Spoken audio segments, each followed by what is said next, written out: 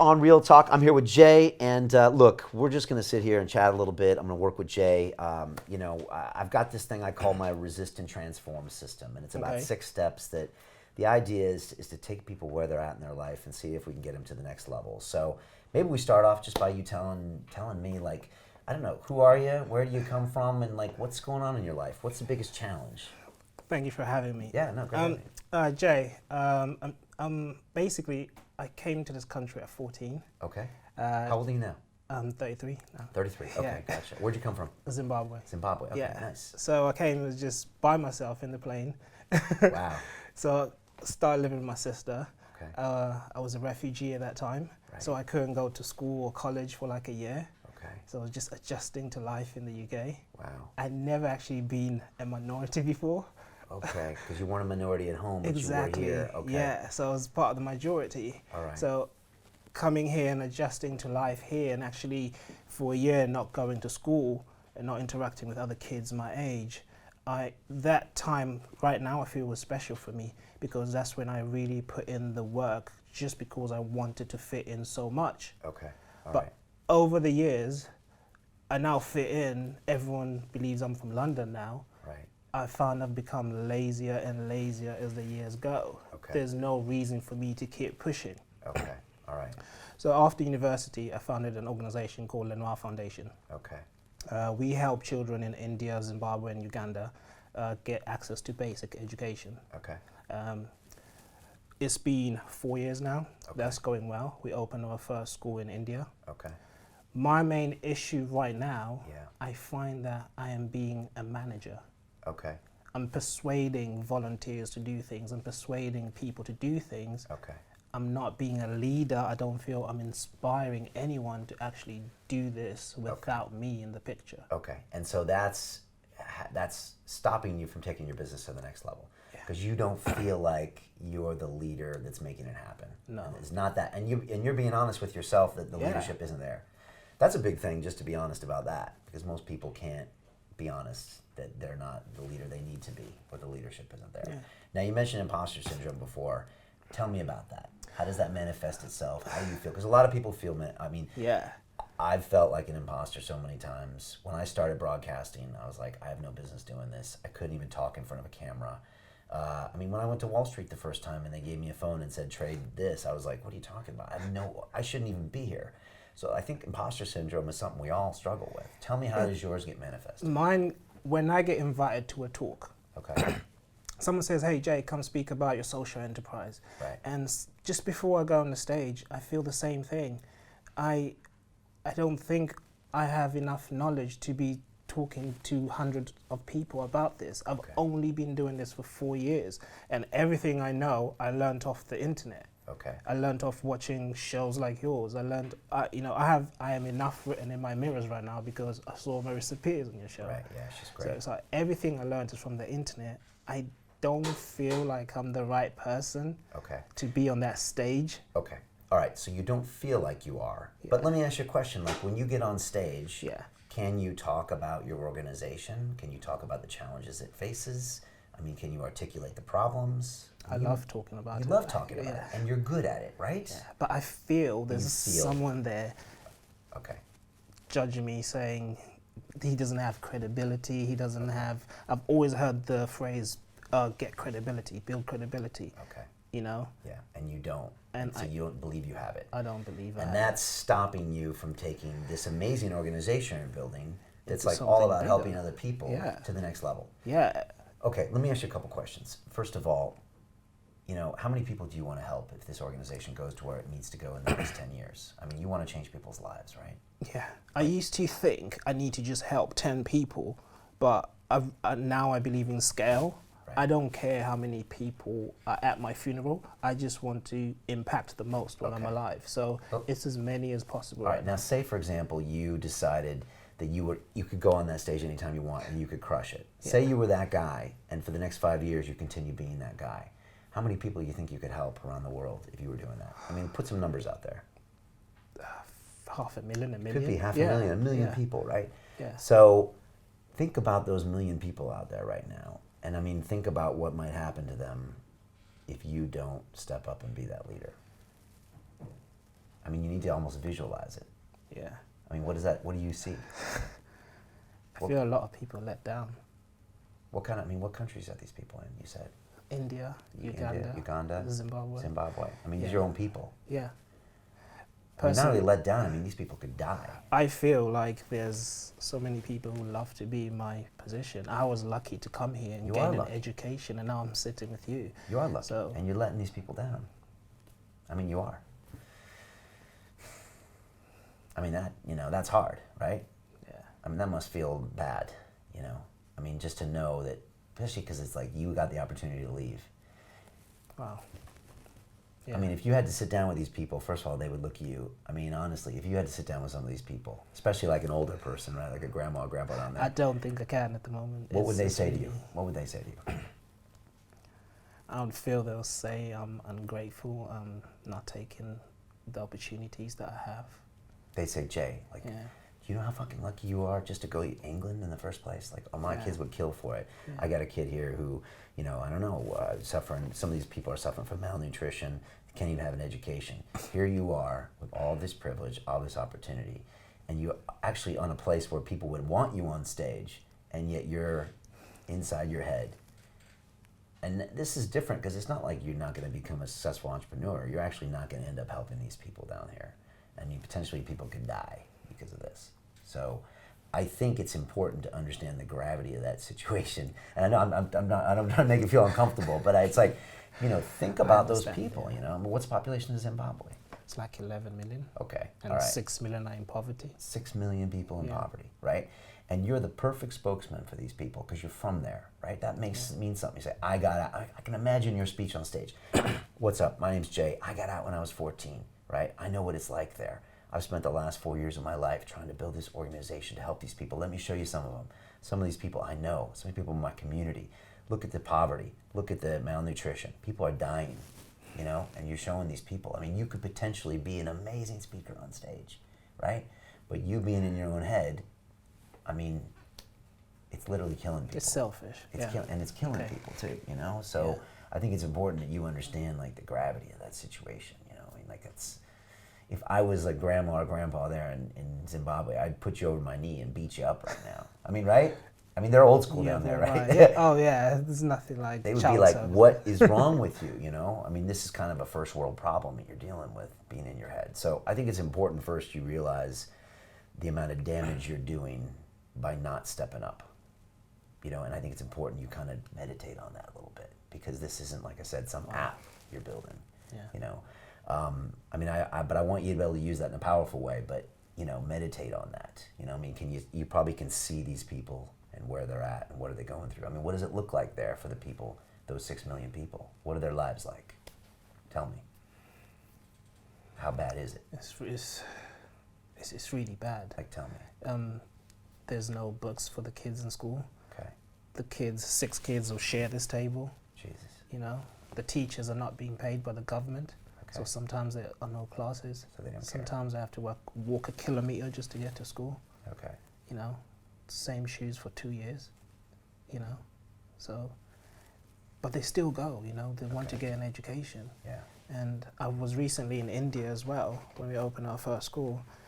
It was, you know, it's lack of a better word, I went into the slums, and that's where we opened the school. And I was talking to the parents, like telling them, this is your school, you need to help us. We're trying to teach concerted cultivation, that it's not just the school's responsibility to teach the kids, but it's your responsibility as well. Yeah. And some of the parents were crying, just happy that we've done this for them. And when I left there, I knew that this has to continue for years after me. Right. So this work is super important. It's super important now because it's children's lives, people's lives that you're changing. Whenever I see pictures of those kids, like these lousy schools, I just think like, you got these beautiful young kids, right? Yeah. I have kids of my own. I have a 2- and a 3-year-old boy, and they go to a school here in London. And I'm just thinking, here are these kids, I've seen pictures, and we're building a school right now in Ghana, and I've seen kids in like Vietnam and Laos. And you see them, and I just feel so bad because I know that their life is, it's kind of wasted. I mean, honestly, what are they going to do with that half-ass education? Like at the end of the day, they're going to follow their parents into a field, and they're not going to be able to do something. Exactly. How do they break that cycle? And yet these kids are just as capable as my kids, and yet they don't have the opportunity because you're not getting on the goddamn stage. You know? So I just think it's important you meditate on that's like the magnitude of your opportunity. So you with me on that? Yeah. All right. How's that make you feel? It's a lot. It's what? It's pressure, right? Yeah. Yeah. Okay. All right. I want you to be with that pressure. I can see he's getting a little emotional. Okay. All right. And you should be emotional because this is like, you know, I feel like, and it's even more because that's your country. But even if it wasn't, I still feel like we all have a responsibility to these kids in the world, you know, and making this world a better place. Exactly. Next thing I want to talk about is you in your own head. So this imposter syndrome. It's one thing to know you got all these people that you owe, you know, that you have to look out for. It's another thing to get on there and for you to personally freak out. Where does that come from inside of you? Why? Who told you you weren't good enough? That's my dad. That goes down to my dad. Okay. I was always told that I won't amount to anything. Okay. Hence the always studying, always reading, because it's like I have a point to prove. Okay. All right. Okay. That can be good if you can use it in a positive way. So you're always studying, always reading, but when you get up to that stage, your dad gets back in your head. It's powerful because that's the only man in your life at that age, you know. Yeah. And when your superhero tells you, it's hard to get it out when you're older. But at the same time, now you're making me realize I'm holding on to it. Yeah. And what would he say to you? You're not good enough, or what?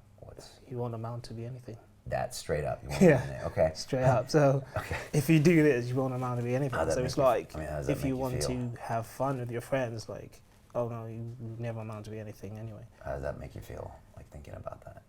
Do you still talk to him? Probably once a year. I try not to because I don't want that coming back. Okay. All right. So I think it's important, and maybe some other people are realizing now that you're still holding that with you. Because like you said, you're a kid. I mean, for your dad to say, you're never going to amount to anything. I mean, it's impressive that you are where you are right now, you know? So like one of the parts of my program is kind of, I have this first step, which I call acknowledge and resist. So right now we're doing the acknowledge. Yeah. So right now you're like, okay, Brian, first couple things. I acknowledge I have a big responsibility to millions of people around the world, kids in my own country, that might die unless I step up and get on that stage. I mean, that's real talk. So that's an acknowledgement. The second is you're carrying around your dad saying you're never going to amount to anything. I mean, that's heavy, okay? The fact that you're here doing what you're doing, it already shows you're a strong dude, man. I mean, you should... I've used that to get to this point, but I feel like I can't go on with this. Okay. I have to be my old man. And is it always on your mind? It's always on my mind when I try and do something and I fail. Okay. It's kind of like I'm looking for the evidence why I failed. And he's like, I told you so. Yeah, it's an I told you so. Okay. How's that? That doesn't feel very good. No. Okay. And he's there. So whenever you fail, he's there. I told you you were no good. Okay. That's heavy, man. You mad at your dad for that? I'm still mad, yeah. You're still mad at him? Yeah. Okay. You ever want to talk to him about that? I don't think he would understand. Maybe not. I feel he's one of those people until you make your first million, then you'll be like, okay, maybe you've got it. Yeah. Yeah. Okay. But the thing is that maybe that would never go away. All right. So this is what I want you to do. I want you to do a couple things here. So we've acknowledged that this is something that can help you on the short term, right? It can help you. I might have proved you wrong, Dad. But the problem is this thing with your dad is capping you on the upside. So every time you probably get to something really important or really good, it comes in the back of your head, right? Just like when you're about to do something really big is when you flub it because you know there's a lot on the line. So you're gonna have to acknowledge that that's true, but this is what I want you to do. And this is part of the transformation process I'm gonna walk you through. I want you to write your dad a letter today, okay? Maybe even write it before you leave here. Okay. And I want you to write out this kind of thing to your dad. I wanna say, look, Dad, I know you used to tell me I wasn't gonna amount to anything. And I know you probably said that because maybe your dad was harsh on you, and maybe you thought by your evidence that I wasn't, and maybe you thought you were going to push me to be a better man, you know? But this is the truth. I have amounted to something. Look at what I'm doing here. And I'm going to do great things for this world and for our country. That's what I'm trying to do here. And I want you to know that I'm going to take what you said to me as something that was your own pain. Did he have pain? He wouldn't show it. Right. He was very alpha. You know Yeah. he did, right? Yeah. I mean, you know he did. He was probably hardcore alpha because his dad did something like that to him, you know? And you're going to have to say, look, Dad, I'm acknowledging you said this because you had pain inside of you, but I'm also telling you that this is no longer applying to me because you didn't know me at you know, what are you, 30 now? Yeah, 30. you didn't know me at 30 and you don't see the things I'm doing. So I'm going to forgive you for what you said, and I'm going to let you know that that applied to that old kid, but it doesn't apply to me now. And just writing that out is a way of you telling yourself inside, I'm no longer going to think about that. I'm processing it differently. And I don't want you to be mad at your dad anymore because that anger is just going to help you get back to that same mentality. And I want you to forgive him for it and say, Dad, I understand you were going through some stuff and you put that on me.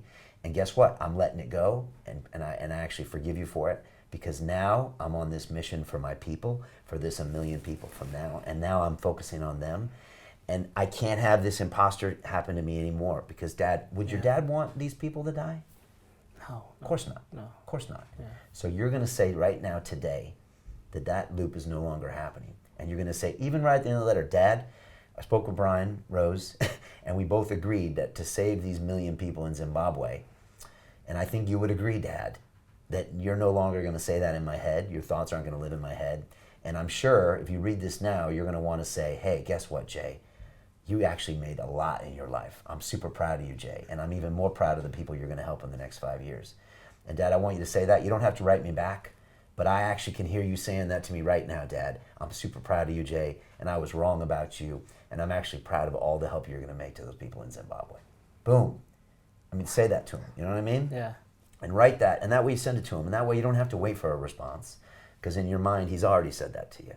The funny thing is, if you write that letter, I bet he'll probably write you back and say, I don't even remember saying that to you as a kid. I was stressed out.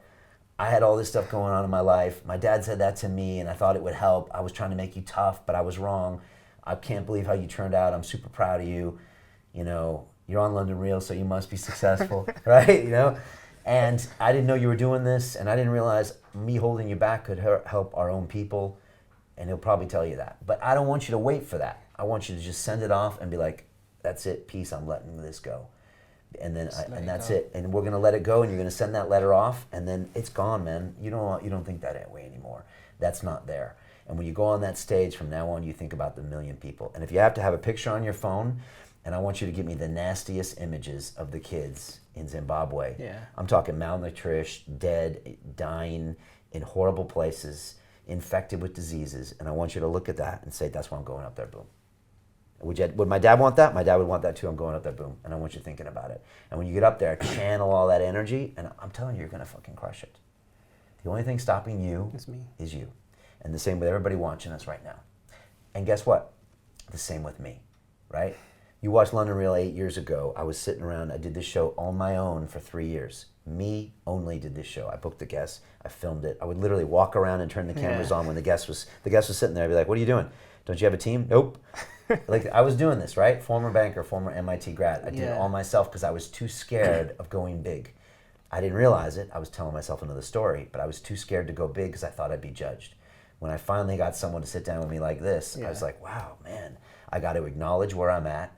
I got to resist the temptation to play small, which is what you need to resist now every day. Resist that imposter. Resist that thing from your dad, which is why we're going to write this letter, right?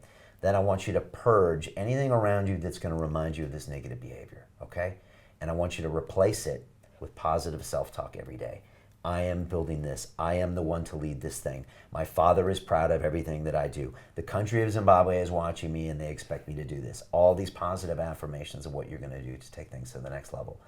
And I need you to next do something I call pay price to action. That means I want you to book 5 or 6 more speaking gigs. The bigger, the better. Okay. And I want you to book a TED Talk as well, where you're going to be on a TEDx stage. Yeah. And that means you have to show up and you have to deliver. And I want you then to tell everyone on social media and tell me, and I'm going to tell my people on social media, that you're going to be on the TED stage in 4 or 5 months from now. Yeah. That's something you can't get around. An imposter can't do that. And then I want you to work everything to get there. So my question is, can you do that? Or are you just going to walk out of here and be the same guy you used to be? No, I can't walk out of here and be the same person. Why? I know my why. I'm not just letting myself down now. It's heavy. It's heavy, man. It's heavy. You got a lot of people that you're responsible for now. They don't even know you're gonna save their life. I mean, that's the thing. I mean, just think about those kids, man. I'm thinking about the images right now. I mean, that's heavy. But that's also a reason to get you to step up and come correct. Every day I come in here, I don't do it for me anymore. I put on a suit. Yeah. Some days I don't want to put on a suit. I'd rather wear jeans. This is a true story. Some days I had to get up in front of 20 people every morning and tell them where we're going in the future. I do it for the people that I'm going to help in the future. That's it. And when I make it not about me, guess what? I get out of my own head. So when you get up on that stage, when you think about 1 million people that are about to die, forget your imposter syndrome. And again, this whole thing with your dad, we need to put to rest today. And a lot of people are walking out there with the same issues with their parents. Everyone's got some trauma they brought with them from their parents. Something their mom or their dad or their grandma did with them when they were a kid. The truth is it's not always the exact way you think it happened. Now, you remember one version, but you've now told yourself that story how many times? How many times? 20 years now. Right. Yeah. And you probably magnified it and this and that and that. Your dad probably had a lot of things going on, a lot of reasons. Maybe he had a reason to do that. Maybe he thought you were making the tough guy that would make a difference. Who cares? The truth is now, we're going to say, Dad, I forgive you. Dad, this is what I'm doing right now. Dad, I'm taking your message and I'm transforming it into this. Dad, I know what you're telling me today is, son, I'm super proud of you. When you're on stage, you're channeling me. You're helping all of our people. I'm in tears watching you on stage. Just think about your father clapping in the audience. That's your new relationship with that. And you are not allowed to go back to that old way of thinking. Okay, so purge all of that stuff. Resist the temptation to play small, to feel like the imposter. Every time you feel a sliver of that, replace it with an affirmation, pull the pictures out and look at the kids. Yeah. Seriously, and look at the kids and say, I'm going to stop being such a jerk. You're actually being selfish when you're doing that because you're protecting your own ego. It's worrying about being fragile. If you make things about other people in this world, that's how great things are done. Look at Martin Luther King, right? Look at Gandhi. What did they do? It was never about them. Exactly. And whenever you make it about you, that's when you have writer's block, procrastination, you get scared to go on stage because you're making it about your own ego. Yeah. Is Jay going to look good today? Is Dad going to say I did it okay? Who cares, man? There's more important things out there, other people. And when you make it about other people, you get up there and you channel. If you ever see someone on stage just channeling, Tony Robbins, right? Even looking at Elon Musk or something, he is channeling a vision of the future. He doesn't really care how he looks. You ever seen him at a press conference? He's a goofball. Yeah. But he doesn't care because he's building a company for the future. I want you to build your organization for the future. And if you get up there and channel like that way and channel, seriously, the entire Zimbabwe, like if you do that, you're going to be next level, okay? All right? So I need you to do that stuff. I need you to purge those things. I need you to write that letter to your dad. It's really powerful. I need you to send it. But once you send it, in your mind, it's all done. If anything comes back, that's gravy. But it doesn't need to because you're already telling him you forgive him. You're already telling him how he feels about you. Dad, I know you're in the audience. Dad, I know you're going to be proud of me when you see those things. I'm doing it for us, for the country. And I actually respect you for telling me that stuff because you were doing it with the right intention. You're reframing this to now serve you and your narrative. And that's what anybody watching here can do. Reframe that debilitating narrative into your future narrative that makes you the person you want to be. And that's what everybody wants because we want you to go on that stage and crush it. Everybody in the audience wants you to crush it. Nobody wants you to get up there and mess it up. So I want you to do that stuff. And again, the pay price to action is to put in the future things that you have to do and show up. And you have to show up as the best Jay, not just the mediocre Jay. And put yourself in difficult situations where the stakes are high. It means you're going to have to really build everything up. You got to be the best you that day. You're going to show up. And once you start hitting that TED Talk and those things where you're like, wow, I really crushed it, you're going to forget there ever was an imposter. And that's when everything's going to start flowing your way. Opportunities, people are going to contact. I saw you on stage, man. Wow, man, you're on next level stuff. I heard your story. Maybe your dad becomes part of your story. Seriously. I used to be this. I came here when I was 14. My dad said I didn't amount to anything. But guess what? I've changed that all around, and now I'm doing this for the people of the world. Booyah. So that's what I would say. That's a good talk right there. Right? Yeah. That's the talk, and that's the talk. Use your pain as your IP. Use your pain as your new story. Use your pain as your fuel, which you already do a little bit. But you're using your pain as your fuel to get you here. We want to get you all the way.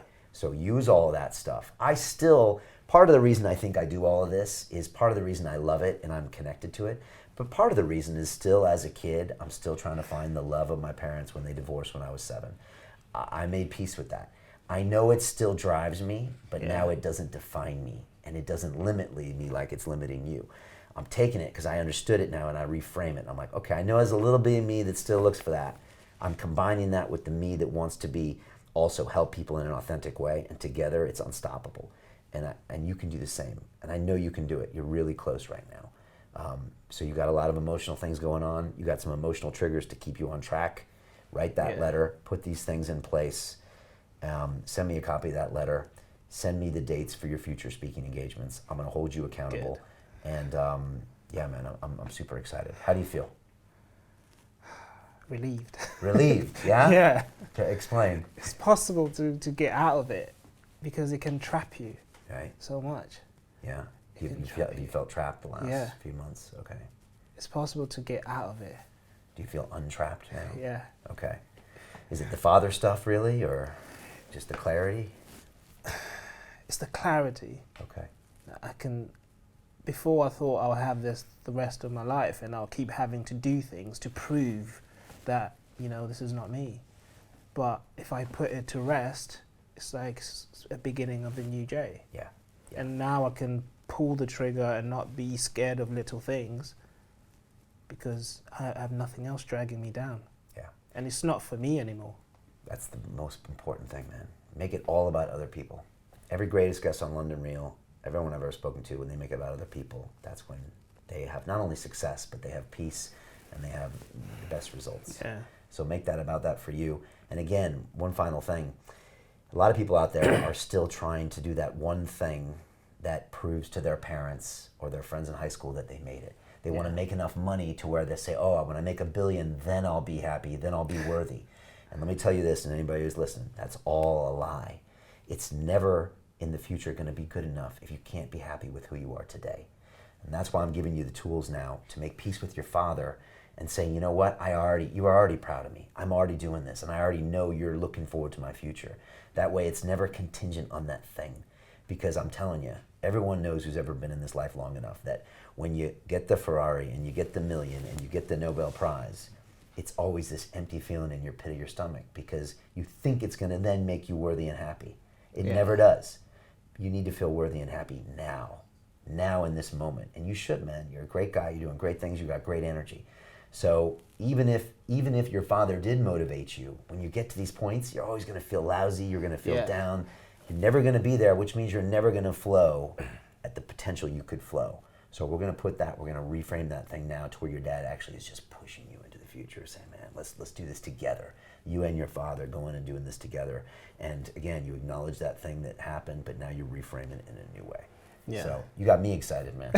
All right? I'm really excited what you're going to do. I mean, your work is super important. These movements are really important. So let's get you out there on stage. And as a leader as well, man, this stuff is all wrapped up. The reason you're struggling with the leadership is because you had this incongruency with, am I right, the guy to do it and stuff like that. You put that all to bed. It was about me. Yeah. It's always about you. And the truth is, every movement needs a leader who is completely aligned, completely congruent, looking into the future, and has nothing holding them back. That's the difference between a failed corporation and a great corporation. Look at the Steve Jobs, Elon Musk, Richard Branson. They all have leaders that had a focus and a vision, and they didn't have all this imposter syndrome, baggage messing with them. They found a way to get through it. If you have that, you're going to be successful. I appreciate it. Dude, man, it's great. It's great meeting you. It's great having you on. I appreciate your honesty. I think you probably help a lot of people who are dealing with this stuff as well. Yeah. So, and look, if anyone's watching, everybody's got some weird baggage about their parents, and everybody's got imposter syndrome. Everybody does, man. Everyone thinks, I can't be the person to do this. But two things. First of all, think about all the people that you want to help, and those people you're doing a disservice by not doing what you're doing. Could be life-threatening, could change people's livelihoods, their families. So think about that and channel that, and then go back to your own imposter syndromes and your own insecurities and say, that's not actually true or real. It doesn't even serve me. So rewrite the narrative, almost like you write your own story. Guess what, Dad? I know you meant this and this was happening and now we're doing this together and I love you so much and I forgive you and peace. Write that letter. It's really important to write it down as if you're talking to that person. If it comes back, great. If it doesn't matter anyways. And you'll be amazed how you just move forward. I'm putting it to rest today.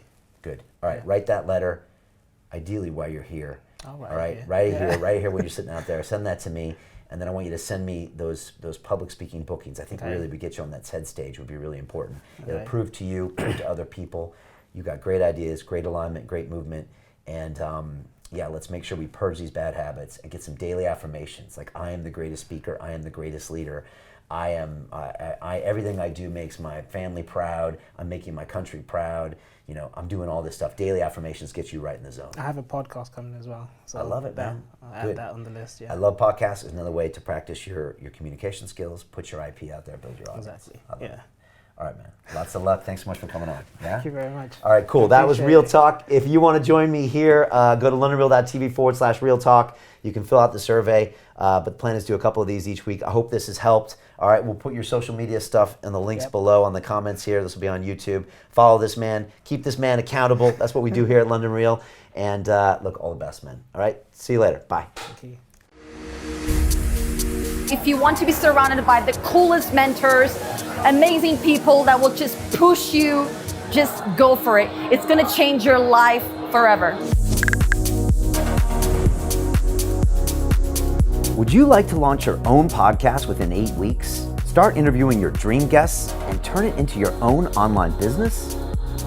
The London Real Academy provides online training to help you transform your life. Whether you're looking to make money or promote a cause, me and my team of coaches will guide you to launch your own podcast in just 8 weeks' time. We give you the knowledge, support, and community you need to take action. This is New York Real. I'm Olive. I am Roger Brooks. This is American Real. This is one of the only classes where people genuinely care about your development. You're going to change things in your life. You will be elevated. It is attractive, I think, to the next generation of academics, the next generation of entrepreneurs, the next generation of great thinkers. They want to act, and that's what you're offering. This is London Real. I am Brian Rose. My guest today is... If you could talk with anyone in the world, who would it be?